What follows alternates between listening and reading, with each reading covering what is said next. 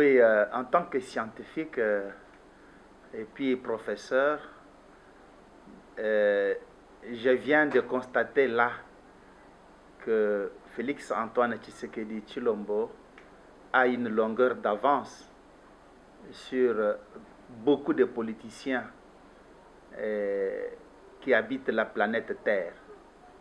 Je pense que à la Sorbonne et à Massachusetts, à Boston et à MIT, on devra écrire des livres sur l'intelligence politique de Félix Tshisekedi. Il a su transformer la défaite de son armée en une victoire diplomatique. Et ça, c'est du jamais vu. Depuis Kasavubu Lumumba, Mobutu, Laurent Désiré Kabila, on n'a jamais vu ça.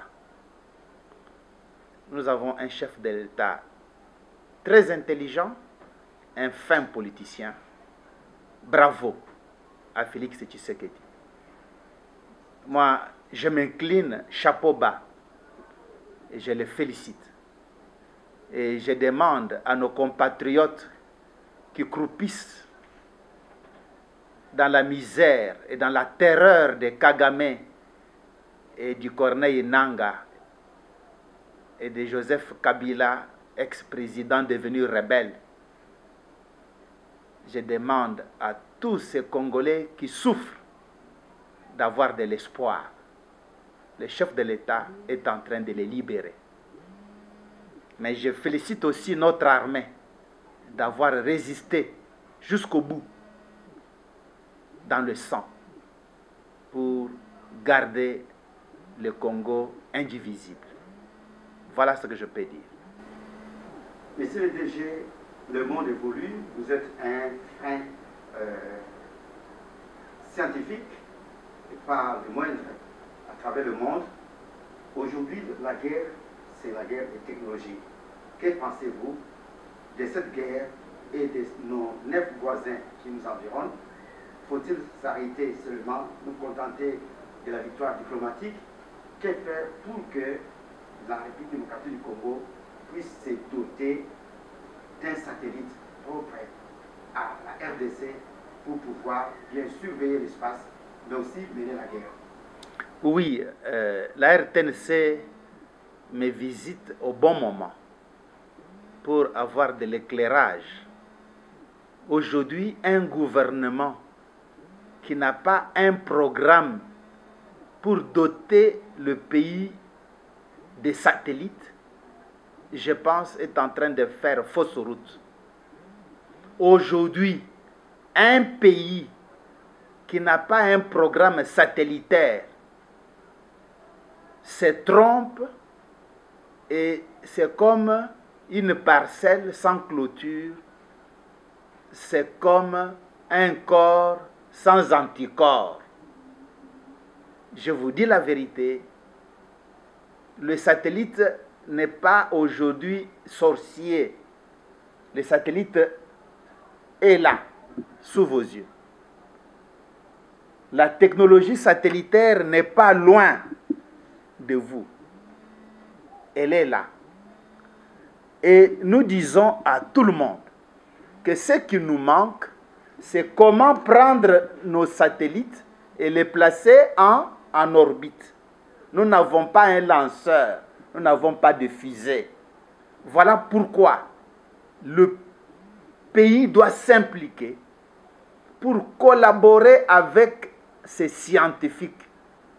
Dans ces pays, vous avez l'ISPT Kinshasa, que vous connaissez, là où vous êtes. Vous avez la Polytechnique à l'UNIKIN et à l'UNILU. Vous avez des scientifiques congolais qui enseignent chez MIT, qui enseignent à Paris les technologies. Vous avez le professeur Kabasele devant vous. Mais je me demande, même si nul n'est prophète chez soi, même si nul n'est prophète chez soi, je lance un appel au chef de l'État, Félix Antoine Tshisekedi Tshilombo. Ne quittez pas le pouvoir sans que le Congo ait placé ses satellites. Ce n'est pas sorcier. Les voici en miniature.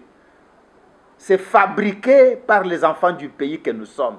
Nous voulons seulement le placer en orbite avec le soutien soit de la Chine, soit de la Russie, soit de l'Allemagne et même de la France. C'est possible. Parce que Félix Tshisekedi vient de nous prouver que c'est un fin diplomate. Il n'a qu'à négocier avec les grands du monde pour que nos satellites soient placés en orbite, et je suis à sa disposition. Car sans satellite, notre pays est aveugle. Aujourd'hui, Kagame a été dévoilé, mais d'autres ennemis autour du Congo peuvent récidiver, peuvent tenter. Et nous ne sommes pas épargnés parce qu'on veut nous prendre nos minerais. Nous avons des choses luxueuses recherchées. Donc, il faut savoir nous-mêmes connaître ce que nous avons pour mieux les garder. Et les satellites, c'est le projet prioritaire pour la RDC, quand je vous parle.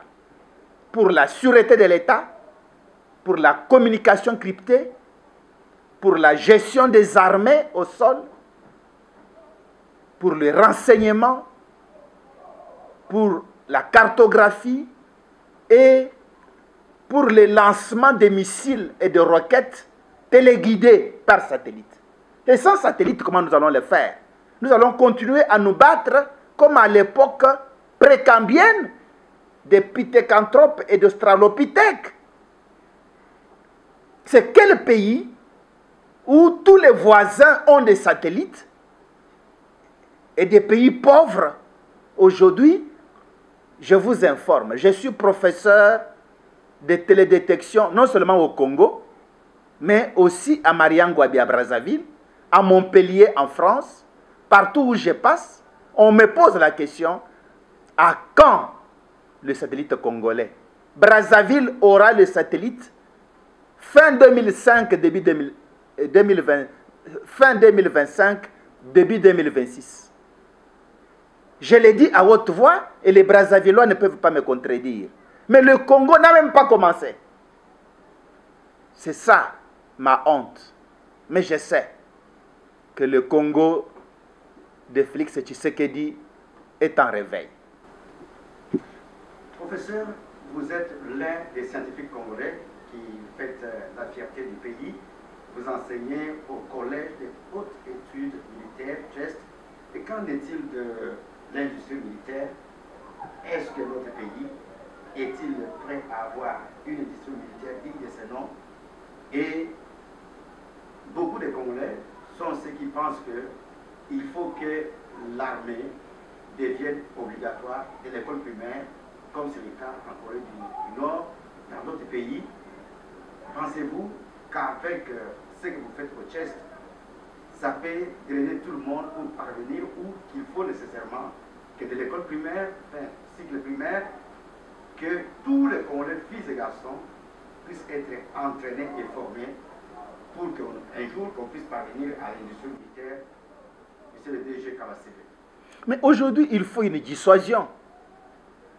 La dissuasion pour être protégé, c'est quoi? C'est l'arme nucléaire. Mais je ne demande pas l'arme nucléaire. La dissuasion aujourd'hui, c'est les satellites. Quand vous avez le satellite, on vous craint déjà. Parce que vous voyez vos ennemis. Eux aussi, vous voyez, mais vous les voyez. Quand ils savent que vous les voyez, ils vous respectent. Le problème ici est que nous ne sommes pas respectés parce que les gens nous voient et nous ne les voyons pas. 2. L'industrie militaire. Mais le Belge vous a laissé à Fridex. Qu'est-ce que vous en avez fait? Le Belge vous a laissé à Fridex. À Fridex aujourd'hui, pour être DG là-bas, il faut être général. Non. On peut mettre un ingénieur. Je ne demande pas qu'on puisse ravir ça aux militaires, mais on peut mettre un ingénieur. À partir de l'Afridex, nous pouvons fabriquer nos propres munitions. Au lieu de gaspiller des millions en achetant des munitions en Chine et en Afrique du Sud. On peut tout faire à l'ICACI. Tout. Mais l'industrie militaire, vous l'avez ici à l'ISPT. Vous avez vu. Nous avons des lance-missiles fabriqués ici. Nous avons des missiles, des roquettes fabriquées ici. Mais c'est fabriqué avec des moyens de bord, sans argent, sans grande technologie. Ce que nous voulons, c'est être accompagnés pour passer à la fabrication en série. Mais quand vous citez la Corée du Nord en exemple, mais les États, pour être respectés, doivent être des États militaires et des États policiers. Le Maroc, tout le monde est militaire au Maroc. Tout le monde est militaire en Chine. Tout le monde est militaire aux États-Unis. Tout le monde est militaire en Israël. Même en France, là, la moitié de la population est militaire. Mais vous voulez être respecté seulement en dansant le ndombolo, seulement en ouvrant les églises et en criant Dieu, Dieu, Dieu du matin au soir, seulement en faisant les théâtres et les services militaires. Pour un Congolais, c'est un service péjoratif. Pourtant, c'est là où il faut aller. Toutes les familles en Israël se battent pour que leurs enfants soient des militaires. Mais au Congo, être militaire, c'est comme une risée. C'est comme... donc, quand un enfant est militaire, ça veut dire qu'il a échoué partout. C'est faux. C'est pour cela que je salue le projet qu'avait initié Moyindo Nzangi Butondo. Nous devons rentrer à ça. Pas de bacheliers sans une année dans un camp militaire. Nous les avons formés. Moi, personnellement, j'ai formé les Wazalendo. Je leur ai montré comment on lance les drones sur les champs de bataille, comment on utilise le GPS. Mais on devait continuer. Les gens sont allés voir les autorités de la République pour leur dire, non, ce projet-là, on va fabriquer beaucoup de brigands. En bon? On est en train de former les paramilitaires pour créer une dissuasion. On nous accuse de fabriquer des brigands. Mais on a des brigands de Koulouna partout. Et voilà le problème. Donc ici, encore une fois, je demande qu'on puisse changer notre constitution et qu'on inscrive ça dans la constitution. Qu'après le diplôme d'État, toute fille et tout garçon doit faire une année de formation militaire.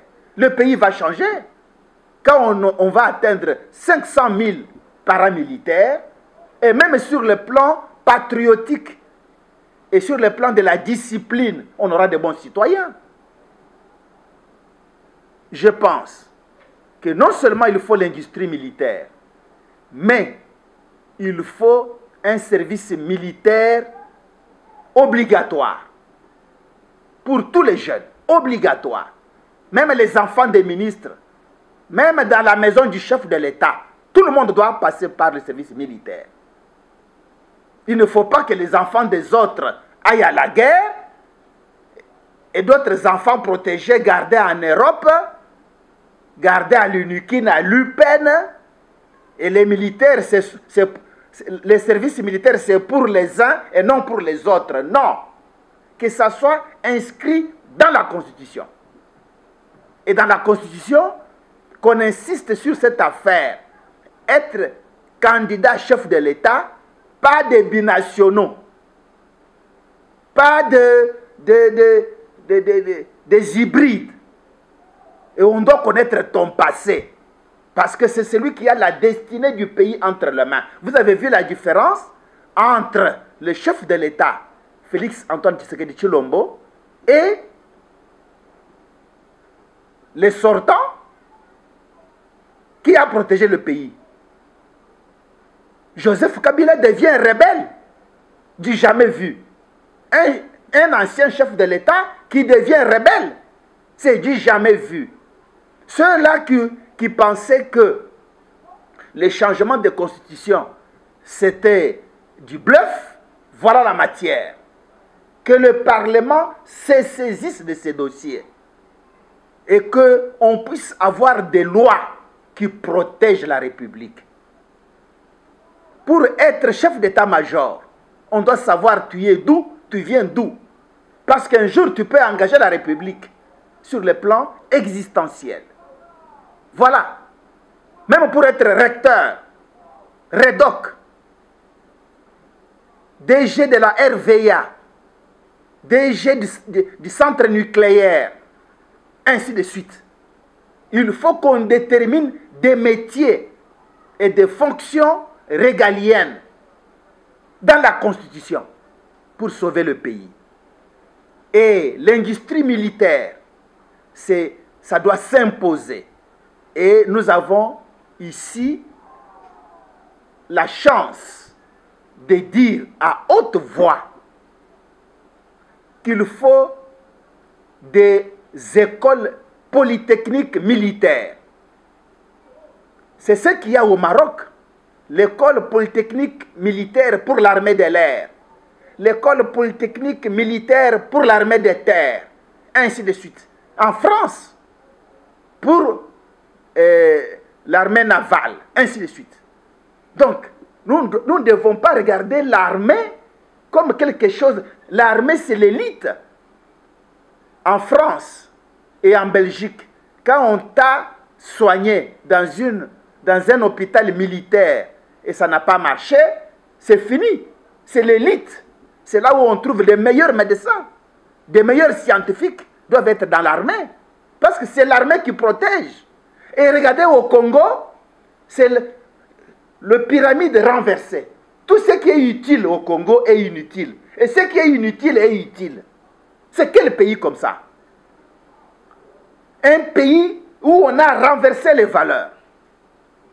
Où la musique devient... Dites-moi, est-ce qu'on a déjà déclaré un deuil national dans ces pays quand un professeur meurt? Dans ces pays, quand un professeur meurt, il n'y a même pas deuil. Mais quand un musicien meurt, vous voyez même tous les gouvernements décréter le deuil national. Ça montre. Ne coupez pas ce que je vous dis là. Ne coupez pas. Ça montre comment est-ce qu'un professeur meurt, il n'y a pas de deuil national, mais un musicien, ça montre l'état d'esprit du pays. Quand un footballeur a des problèmes, toutes les chaînes en parlent. Mais quand un professeur a fait un AVC, personne ne regarde. Ça montre dans quel pays nous sommes. Je demande à notre gouvernement de revenir à la science. D'arrêter avec cette histoire. Pour être ministre, il faut sortir d'un parti politique. Non! Pour être ministre, il faut avoir une expertise. C'est celui qui a l'expertise, qui a quelque chose à proposer, qui peut avoir un portefeuille pour développer son idée. Mon Dieu! Au Congo, pour être ministre, il faut avoir pris les armes, il faut avoir tué, il faut être, je ne sais pas, de quel village. Non! On est ministre parce qu'on a un projet de société. On dit, celui-là, il a inventé un médicament. Donnons-lui le ministère de la Santé pour qu'il développe cette industrie. Et voilà! Il faut qu'on change les paradigmes, qu'on change des logiciels en RDC. Et voilà, j'ai pris au chef de l'État, d'un chef de l'État qui peut sauver la RDC ou après lui c'est l'enfer. Parce que je ne vois pas comment on va faire. Que Dieu les garde. Le seul problème que nous avons, non seulement le service militaire doit être obligatoire, mais on doit créer des écoles polytechniques militaires et on doit créer une industrie militaire pour une dissuasion. Le Congo sera respecté avec au moins 1 million de militaires formés, avec des écoles polytechniques, avec tout ce que nous avons. Et je pense que l'avenir sera bon pour nous.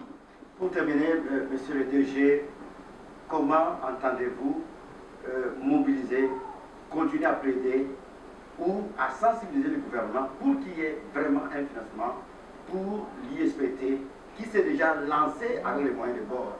Faut-il tendre la main à l'étranger ou faire quoi pour que ces projets que l'ISPT s'est chargé avec des missiles balistiques, des drones et des satellites pour que cela puisse bénéficier au peuple congolais? Oui, mais vous avez là des livres. Vous avez là des livres écrits. Par exemple, les livres que vous avez entre les mains. Ces livres ici. Dans ces livres, je démontre comment le Congo peut avoir les satellites. Et avec qui le Congo peut avoir les satellites. Je l'ai dit dans ces livres. Ce livre est vendu. En Allemagne, il a été vendu. En France, on le vend. Et il est sorti en 5000 exemplaires. Tout est parti. Donc, nous sensibilisons. Là-bas, je parle de la guerre de l'eau. Ici, je parle de la technologie spatiale. Vous ne pouvez pas. Les Congolais ont tout. Le seul problème, les Congolais ne lisent pas. Les Congolais ne font pas confiance aux scientifiques. Ils ne savent pas ce qui se fait dans nos universités. Alors, nous sommes quel peuple? Nous allons seulement vivre à partir du dehors? Le Congo n'est pas vide. Sur le plan scientifique, mais vous avez vu le professeur Mouyembe. Vous avez vu Jean Bélé des smartphones au Capi. Vous avez vu, il y a beaucoup de savants au Congo que le gouvernement nous organise, que le gouvernement nous protège, que le gouvernement nous accompagne, que le gouvernement crée des postes ministériels pour booster la recherche. Et je vous dis la vérité. La technologie est mondiale. Il n'y a pas une science réservée aux blancs et une science réservée aux noirs. La technologie est mondiale. Donc nous avons là la chance de collaborer avec les universitaires pour changer notre pays. Les Allemands sont prêts de nous accompagner. La Chine frappe à notre porte pour nous accompagner. Quand je vous parle, nous sommes dans le pourparler pour que l'ISPT, au travers le ministère de l'ESU, avec son Excellence Marie-Thérèse Sombo, l'ISPT va bientôt signer des contrats avec l'université de Bremen en Allemagne parce qu'ils veulent apprendre aux Congolais comment fabriquer des drones, comment fabriquer des satellites, comment aller dans la technologie civile et militaire. Ils sont prêts de nous accompagner. Je demande au gouvernement de faire comme à l'époque de Mobutu. Quand Mobutu avait invité les coopérants belges et les coopérants romains pour former les Congolais. Le peu de Congolais que vous voyez qui maîtrisent les mathématiques, la chimie, ont été formés par des coopérants. Mais que le gouvernement signe encore un pareil programme de la coopération technique pour former les ingénieurs en aéronautique, les ingénieurs en technologie spatiale, les ingénieurs en médecine. Est-ce qu'on parle des ingénieurs en médecine au Congo? Non. Aujourd'hui, c'est un robot qui vous opère. Ce n'est pas un médecin. L'ingénieur en sciences biomédicales. Donc, la science évolue quand nous on reste en retard. Je ne dis pas qu'on arrête, qu'on ferme la faculté de médecine. Mais on doit former un ingénieur en médecine. Il n'y en a pas au Congo. Voilà, la coopération est là. nous ne pouvons pas laisser tomber la coopération, mais le Congo doit faire sa part. Quel est le budget de la recherche? Qui est chercheur au Congo? Quels sont les laboratoires et leurs projets? Ils travaillent sur quoi? Où sont les prototypes, comme vous les voyez? Les prototypes sont là. Et voilà.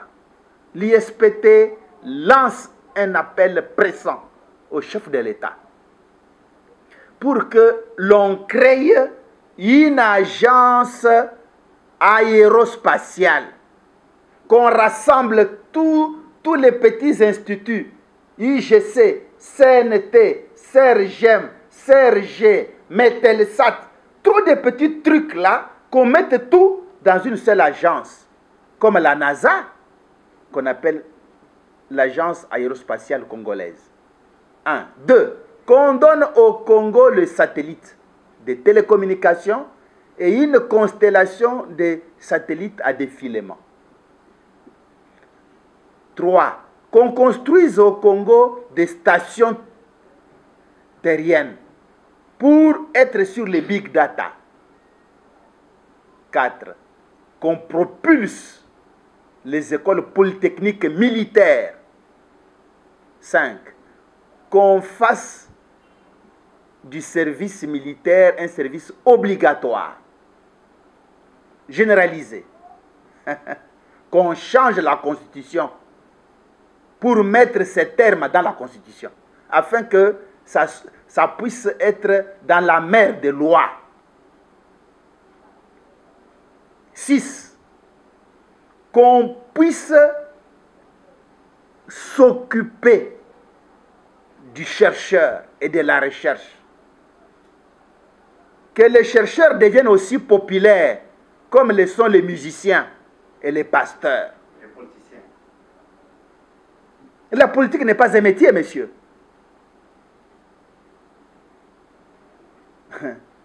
Et que l'on puisse faire une armée élitiste. Pas une armée de voyous, mais élitiste. Là où on a le sommet des sommets, c'est dans l'armée.